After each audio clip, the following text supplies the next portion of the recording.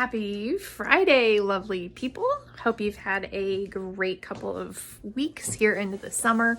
I don't know about you, but I'm already over the heat. It has been brutal in Iowa, hot and humid, and we're over it. Anyway, today we are talking about rotation of the eye. Rotation of a prosthesis can be kind of one of those tricky things to rectify, and sometimes it can take a little bit of trial and error of the fit of the prosthesis to get us to a point where it stops rotating within that socket.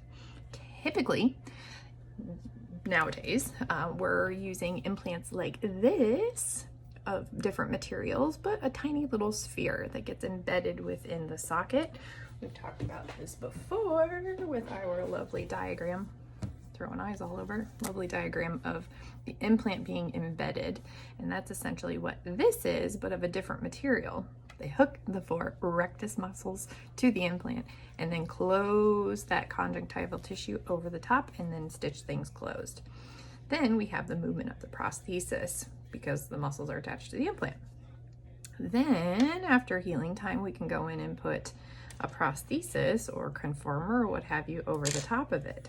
It gets tricky when all of this surrounding tissue in through here, the periphery of the socket, is soft and squishy, and you can put your finger in there, not in your socket, but an example, put your finger in there and really distort that tissue.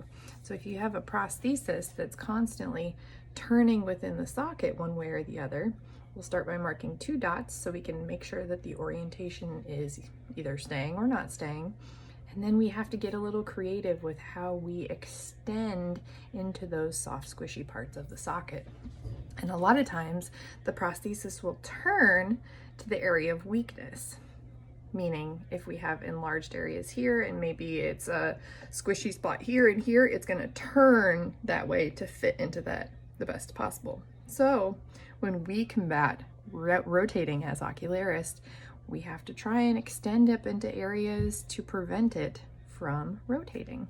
And that gets a little tricky when over the top of it, we've got this nice smooth little sphere that we're trying to work with versus implants that they used back in the day, like this Iowa implant that has the 4 mounds to it. So you could really get good keying onto it when the back of a prosthesis of an Iowa implant looked kind of like this. So you get the two that meld and marry perfectly together. So when the implant looks, the prosthesis looks, all the directions, and then we can't even get it rotated. But unfortunately, we don't use those anymore. So we have to get a little creative with implants that are used like this and our prosthesis that ends up having extensions in different places to help prevent that rotation. And that is today's Fun Fact Friday. We will see you next week.